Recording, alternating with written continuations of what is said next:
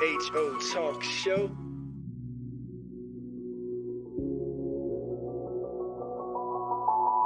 We are joined, as promised, y'all, by none other than the good folks from over at SQBA and friends, because they are going to have the 2024 Financial Freedom Interactive Workshop. And it's Yeah. to discover your roadmap to financial freedom. Give it up for that. Love that name. Okay. Right. SQBA. Now, what Right. So yeah. acronym? So SQBA stands for Strong Quality Basketball Association. They are the hosts that organize this, and it's going to be Saturday, January 13th, 11 to 1 p.m. at the Antioch Baptist Church in Madison, Virginia. The information and presentations, along with Q&A sessions with guest speakers. Some of those guest speakers will be moderator, our girl Tiara Farley of CIC. Okay. Gonna have our homeboy Richard Johnson of Pearson Smith Realty. He's a real estate agent. Alex Lewis, a lender at Integrity Home Mortgage. Akira Nicholson, money coach for all the plans. And Kimberly Sheffield. She's an insurance specialist. And so you got quite the lineup. Quite the lineup. Yeah. So their topics are going to include insurance, home buying, credit repair, money management, protecting your assets, right? And Black folk, we know how y'all are, so there will be refreshments and giveaways. Yeah. So you get a little something in your belly, and you may leave with some free stuff. All right, Black folks, will show up. That's all you need to know. Like, yeah. When I went through the topics, they probably like, but are they feeding? But where's the food? But with all that being said, thank you to our guests that are joining us right about now. So out of that just distinguished lineup, we have with us Akira, Richard, and Kimberly. How are y'all today? Good afternoon. Good to see you. Good afternoon. Yes, indeed. Good afternoon. Thanks for having us. Yeah, you're welcome. You're welcome. Thank you all for joining us, because I don't know if you all heard any of it, but we are fresh off of a conversation in regards to some redevelopment, as you all know, that goes on everywhere when it comes to urban renewal. And we were having this conversation with a resident, who of course is dismayed by it, and is talking about, property values, like income disparities and things like that, that allow people to maintain things like home ownership and not be pushed out, by whatever systematic pressures there are, taxes, cost of living, what have you. So again, this is right on time, and hopefully, we're streamed worldwide, but hopefully even a lot of people in this immediate listening area, when we talk about Charlottesville area, we'll make that just 30-minute, right? Just about a half an hour drive down to get this great information. So man, so who wants to kick it off? Who wants to kind of, give us the intro on how this workshop came to be, and the inspiration behind it? Yeah, I can start it off. So this workshop came, me and my buddy Frankie Lewis, who was in the barbershop talking, and one of the things that we was speaking about was life insurance, and I was giving him, about a bunch of options with life insurance that people can do. They can take money out or have multiple insurance policies. So everybody in the barbershop is like, man, we didn't have no idea. We thought that you can only take out money when you die. No. So I got Kim on the line and put it on the speakerphone in the barbershop, and and she wowed everybody, and and Frankie like, man, we should you know get this to the people, because so many people don't know. So that's one of the reasons why we wanted to do this event to just educate the people. So many things that people don't know, or we grew up nobody telling us or explaining things to us, and we just want to try to maybe hopefully break some generation curse and do some good things. Man, that's a heavy undertaking, but also important. You ended it with breaking generational curse. I love it. And it looks like y'all have a good team is up for the task. So I heard you mention Kimberly. So Kimberly, anything you want to add on to that as far as what excited you to want to get involved with this? So I think that we all truly believe that if we can get it in the people's head, we can get it in their lives. So collectively, we just all want to come together, spread information, get the information out so that people can apply it specifically into the new year. Let's let's get the people motivated and the information out to them, and let's get it going. Yes, indeed. Yes, indeed. Now, Kara, you weren't one of the organizers per se, but you are one of the participants. So like anything you want to echo or anything you want to add to that as far as the importance of this and what what made you want to take your time to be involved? Yeah, I think one of the things that is most important about the event that we're doing specifically for Black and Brown folks is that we're here, people every day talking about the importance of financial literacy and the importance of knowing what to do with your money. But a lot of times, a lot of us come from places where, one, not only were we not taught what to do exactly with our money, but we have a lot of that generational trauma that introduces emotions about our money. How we feel about debt, how we feel about saving, how we feel about spending. And if we don't also acknowledge those things, we're not going to be able to be consistent with the habits that is going to get us closer to our financial goals. So how can we not only talk about financial literacy, but talk about the emotions that come with it, so we can make sure that we're dealing with that as well, and we're healing some of those generational financial traumas that have been passed down ever since some of our ancestors weren't even able to make an earning from what they were doing their labor with. Those things are been passed down to us. So we need to couple the financial literacy also with the money traumas and the emotions that come from money. So I think that is going to be something that's important to also touch on in this discussion, because that's something that we do not hear with when we talk about financial literacy. Yes, indeed. Thank you for that. And I kind of gave an introduction, but I want everybody to just take a moment real quick to let everybody know, like sort of your expertise, what you're bringing to the table. So, Kira, since you already have the mic, I'm going to let the folks know, your profession as it relates to this.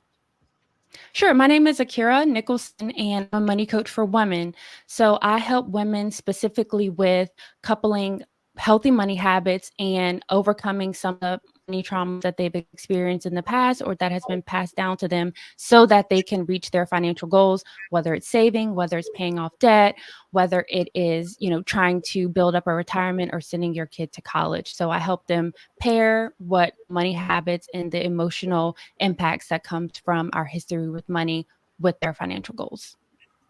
Thank you. And Kimberly? So again, my name is Kimberly Sheffield. I've been in the insurance industry for over a decade.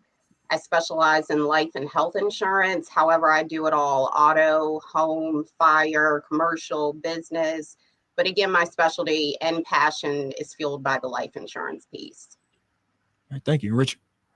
Yes, Richard Johnson with Pearson Smith Realty, office in Ashburn, Virginia, top producer.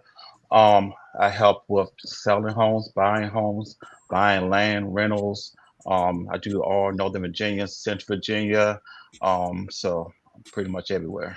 Thank you. Hey, now Razor and Max. I know Max has something for y'all, but correct me if I'm wrong. Yeah. Correct me if I'm wrong, but the good book says our people perish from lack of knowledge. Absolutely. And am I right? So we sit here all the time talking about, trying to provide the keys and the tools. So I want to shout out these three beautiful Black people right here who are successful in what they do, and they are constantly trying to empower us. Now it's up to us if we're gonna be receptive or not. Yeah. You feel me? Right. So yeah, so thank y'all. Max. Yeah. So sure. And any one of our guests can choose to respond to this. So in thinking about financial freedom, I'm sure there's a lot of listeners, a lot of people who feel like financial freedom is equated to higher income, right?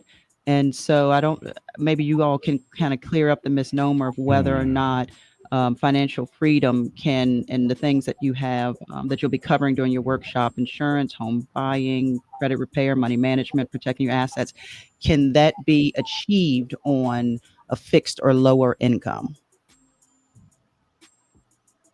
That may be an occurring question. Yeah, so let's say. Yeah, so I think that, first of all, how can we acknowledge that earning a higher income is possible for us, number one? So what are the skills that you have right now that can help you earn a higher income, not in 10 years, not in 5 years, but right now? But more importantly, even when you earn a higher income, we have to know how to manage the money that comes with it, because we see people all the time making multiple six figures, and still in a paycheck to paycheck cycle, still not knowing what to do with their money, still not saving money, still not putting money for retirement. So first, yes, that is achievable for you in order to make a higher income. But most importantly, it's going to matter more what you know how to do with that money. And that education come now, and adopting some of those habits comes right now. And then when you make that higher income, when you are earning more money, you already know what to do with it, so that you make sure you're on track to reaching those financial goals. I have a question. Thank you for that. And I want to preface it by saying I am not talking about myself. I come from the age group that, mass incarceration came from people doing a lot of things that the government didn't track their money. So when once you reach a certain age and you have this lump sum of money that you really can't account for, how can a person rotate that over into what you're talking about and what you're teaching when they really can't show where the money really came from? Now, I am not talking about myself. Wait a minute. I'm just. All right, let me translate that. Ray just said, "How can he wash?" A friend of mine. How can he wash? Next question. No, for real. See, that's because we have children out here right now that need parents and uncles and aunts and everything that may have access to a nest egg, but really can't show that nest egg without questions being asked. But they want to have it turned legal, I guess is the word to say. They want to buy houses. They want to be able to invest back into their community, but they don't want to run the risk of getting themselves in trouble. There is a large demographic of people like that that ask me to ask the question. Yeah, but is it a radio question? About myself. I'm just. Well, you laugh a little too hard, Richard. I'm trying to help my people here. But definitely with our event, we're gonna have Alex Lewis, the lender. He would definitely explain, different situations that, if someone is in that situation, that what they can do. So definitely come to the event on January 13th, because he is the person that's going to get you pre-approved, let you know what you need to do, and but it may be a way, so let the professional explain that to you. Okay. And let me reframe that just a little bit though, in a way to where maybe Akira feel free to feel comfortable answering it, because you also have people who may not have credit, right? Like they have not built up credit because it's just been cash, right? So is that, I guess kind of simply put, Karen, whoever else wants to chime in, is that like a reasonably, I say easy, I know probably it takes time, I know, but is that like an easy process for people who may be like, well, nobody passed down I'm like any accounts, that have value to me, but but we have cash. We usually work within cash, and they looking to, to be a part of the banking system or build credit. Is that something that's going to be covered, and is that a process people should be hopeful for? Yeah, I think also yes, they should be able to come get their questions answered, specifically like, I have this lump sum of money, what can I do with it? But what I want for people to do beforehand is think about, what are some things that you're looking forward to doing in 2024 or in the next 3 months, so that we can actually answer your question specifically. So if it is buying a home, okay, you have all this cash, but you also have to have credit, right? We also have to verify your income source, right? How can you be working on those other things in addition to what our answer is going to be as it relates to what you can do with that cash? Because it's not just one thing that you have to do. You also have to be able to then pay your mortgage every single month. So how can we be looking at what you need to do holistically, as opposed to, okay, I have this lump sum of cash and I don't know what to do until I can make a move with cash. There's so many more things that we can be thinking about as it relates to credit, as it relates to being able to make sure those mortgage payments are paid. Because it could be a matter of, okay, well, I need to put some of this money aside so I can make sure the mortgage is paid for the next year. And if I have $20,000 in cash, how can I make pay? So there's so many different ways to approach that question, but thinking holistically as it relates to that bigger goal, what are some steps that we can take now? That's not just that one move of, what do I do with this cash?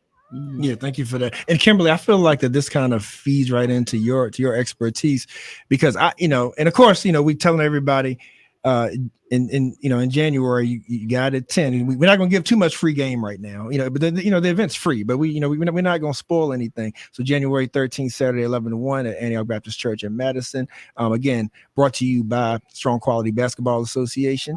And we're joined right now by participants of that event, Richard Johnson of Pearson Smith Realty, Akira Nicholson of All the Plans, and Kimberly Sheffield, insurance specialist. And so, Kim, like, I know that, like, how affordable an investment that insurance is. So if you will, like, can you touch on just the overarching importance of insurance? Because I think a lot of times people, as was stated earlier, people don't really know the benefit, of like a whole policy, for instance. So that being your expertise, like, just share with our listeners why insurance is so important and having the right policy is so important. Well, I think people buy and invest in what they see value in. And a lot of times people don't see value in things until it's too late. There's a million and one different products out there, tons of different products. But when you're talking to an insurance professional, you want them to peel back the layers and find a specific policy that meets your needs. Life insurance is super affordable. I have a Starbucks addiction. So for my venti caramel latte, 2 of those pays one of my premiums. So it's super affordable in most cases. Obviously, there are a lot of different factors that play into your premiums, but it's super affordable. It's so many different products. I'm super excited to talk about this in January. But Kim, one quick question. I know in my past, when I went for certain life insurances, they go into like African-American male's health.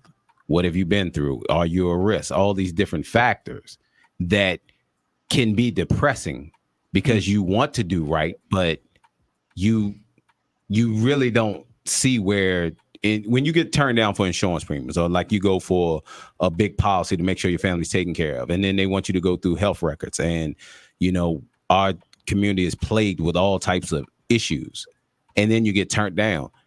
How should a person continually move forward without just giving up?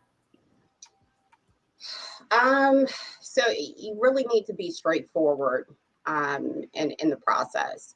You've got medical conditions. You really want to let your insurance agent know that, because some policies don't require underwriting. Some do. Denials can be tricky because, again, you want to do right, but then you kind of get a door closed. But there's so many different policies and products out there for people with challenges. But you're right. And it's not just specifically for Black and brown folks.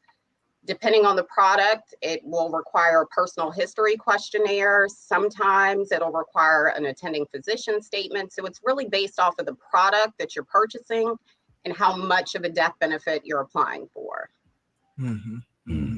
Yeah, which is why generationally it's like, no matter where we starting from, we got to start, right, and we got to keep moving that needle forward. Yeah, yes, and something else, Kimberly, too, is like, I'm so thankful that and me and one of my good friends, actually your cousin Kimberly, have these kind of conversations all the time, and it's like our parents, technically were of that generation where like they were just like piecing things together. You know what I mean? Starting from the negative.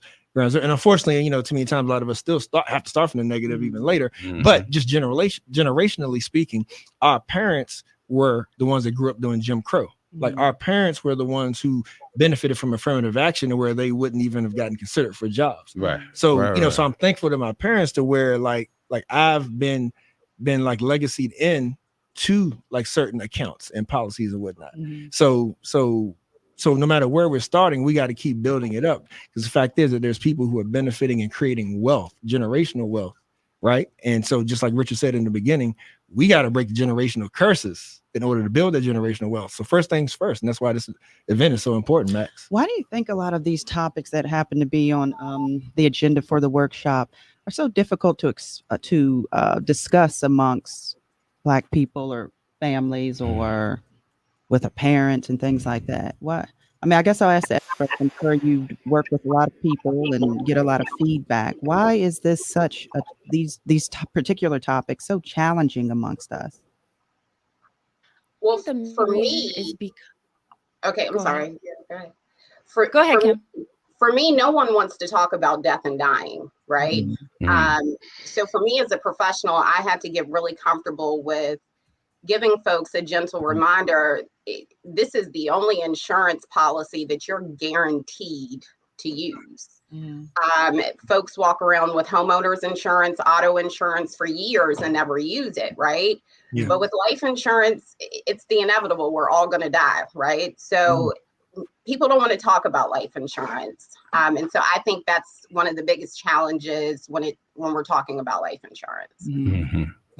Yeah. Kira, you have something to add? Yeah, I think it also stems from we feel uncomfortable with topics that we simply don't know about. So Yeah. how much of that is just coming out of a reactive place and how it triggers the fact that we don't know and really do not know what to do. And so how can we like decrease some of the shame that we have about just not knowing and be open to passing down knowledge and wealth and all these things to the next generation? And specifically as it relates to the last question about it could be so depressing to look at some of those things, but also how can it be so rewarding to know I can now tell my child this is something that's in our history of maybe health issues that now they don't have to grow up and find out when they're 30 and 40 years old. So there's also a flip side to when we know these things, how we can pass that down to our child, not just in terms of wealth, but in terms of them being able to live the best lives that they can health wise. Yes, indeed. And, There's a and in third fact, part, Charles. Yeah, and you may be saying what I was going to say. Yeah. Well, mine was it's difficult to write on a piece of paper how much I'm worth. Yeah, that's pretty much what I was getting at. Yeah. If you if you're embarrassed by how much you make, then that makes it even more difficult to talk to your child about. Yeah, and then money. you say, you know, like I can only get a policy that's worth 15,000, 10,000. You know what I'm saying? Like, essentially, I'm gonna give this money that I don't really have, for you to bury me, and I'm only worth this amount of money. Like, that's a difficult thing. I understand where you're coming from, but it's just having the wrong mindset about the topic altogether. If you Absolutely love the child the way that you say you do, then you are going to do what you ought to do in order to make sure that they don't have to be worried about how they're going to bury you when you pass away, or they will have something to be able to carry them in the event of your passing and things like that. It's all about provision and making sure that the person that you care about is okay. I think that needs to be the perspective rather than the dollar amount or what I'm worth or the fact that I'm a die one day. Have you ever heard somebody say, man, don't worry about me, just put me out in the backyard or put me in a pine box?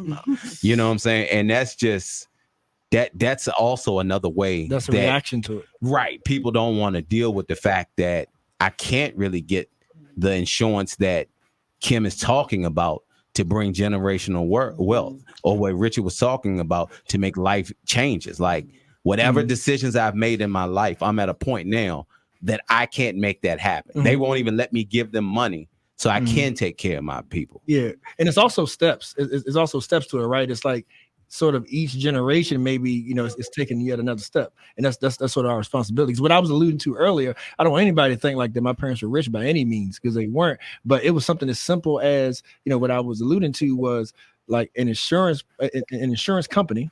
They ain't paying us, I ain't gonna say the name, but an insurance company, the fact that I had an account and they could see that my parents put me on the policy when I was a minor benefited my policy. You see how like simple something like that is? You know what I mean? Like, but it's just those little steps. Yeah, it's just those little steps, things that we could be doing, and even though like my dad was reluctant at one time, like to share, his salary at once, but it was a matter of, there was still something that I benefited off of just because of how an account was managed. It didn't take all the money, it didn't take wealth. Yeah. It took just a simple of having, starting to have good credit and then putting your child on something like to where you're responsibly managing it, but Richard, we are kind of pushing for time, but if y'all have a little time, we can hang on, so, make sure all minds are clear. But the housing thing, I definitely wanted you to just kind of give us some insight on that, because Charlottesville is a place to where housing is a big deal, where people who have inherited homes, they want a sense of home, but they get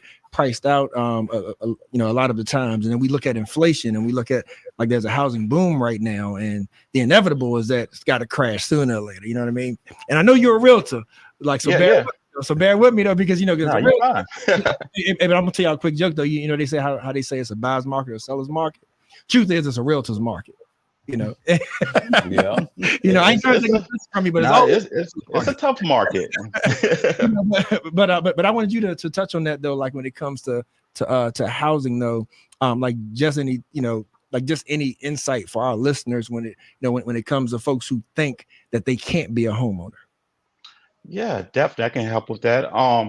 That's one of the reasons I wanted to do this event, just to talk to people, because like you said, people think they can't purchase a home. They think they need a certain high credit score, or they need a certain amount of money in their account. I have people get pre-approved for homes with a 580 credit score. For example, I sold a home last month in Culpeper, Virginia. My client didn't have no reserves at all in their account, and they bought a beautiful single family home, 4,000 square foot, zero money down. With the housing market the way it is, it's not much inventory, but with the interest rates being high, it's not a lot of demand in the rural areas. I end up getting my client $16,000 in closing costs. When closing day came, the closing costs came to around about 12,800. They walked away with 3,200, and they didn't have I'm talking about, they didn't really have much money even to do a home inspection. So they bought a brand new home, beautiful home, and walked away with that zero money down. I got the closing costs paid for, and they walked away with the closing table with a $3,200 check. Richard, is there ever, now this might not be a popular question, is there ever an age where you kind of missed your window, where going to buy a house is nothing more than putting yourself in debt that you're going to be passing on to somebody else? No. I have people purchase home early as 18 years old, and I have, I got clients that be purchase home in the 60s and 70s.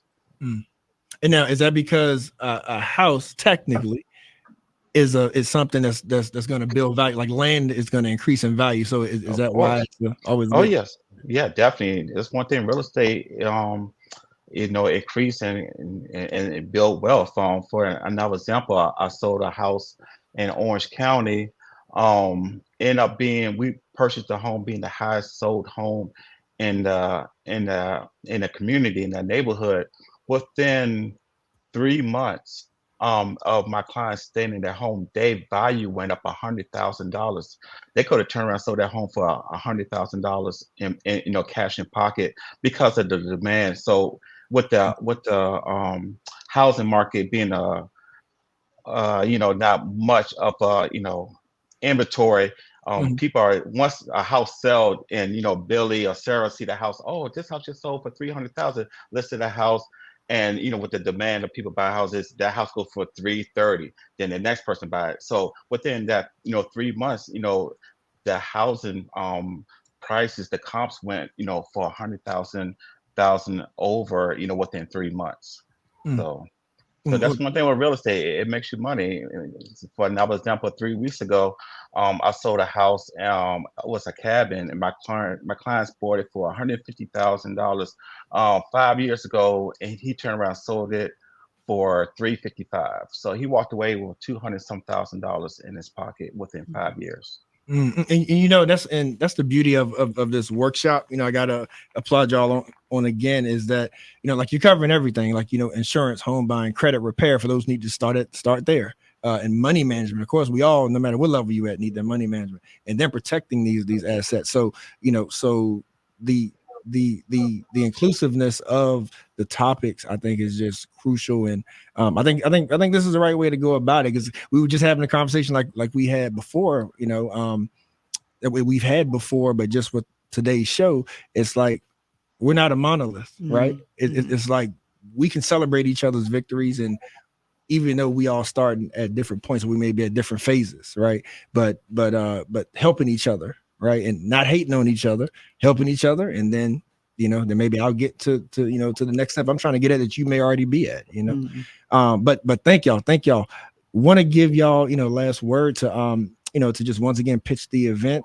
Maybe if one wants to represent to do that, but unless it's more that you all want to share, but definitely, once again, let the folks know the importance of this event. Well, I just want to thank, you guys for giving us this platform to promote the event, and hopefully we can get, folks to come out, bring family, young, old. It's a lot of information. Like I said, we just here to, just give information, just educate, and, I'm excited, with these panels that we have. Thank you for that. Appreciate y'all. Kira, Kimberly, you good? There's a lot of good information. Looking forward to the event. We're looking forward to the event. I hope it's a great turnout. And again, I'm super excited about the panel of folks that we have. So see you in January. Yes, indeed. Sounds good. Well, happy holidays. Happy Sunday. Y'all take care. Be safe. Please keep up the great work. Keep empowering our people. Thank you so much. Thank you. Thank you. Thank you Happy for having holidays. us. Yes, indeed. Take care.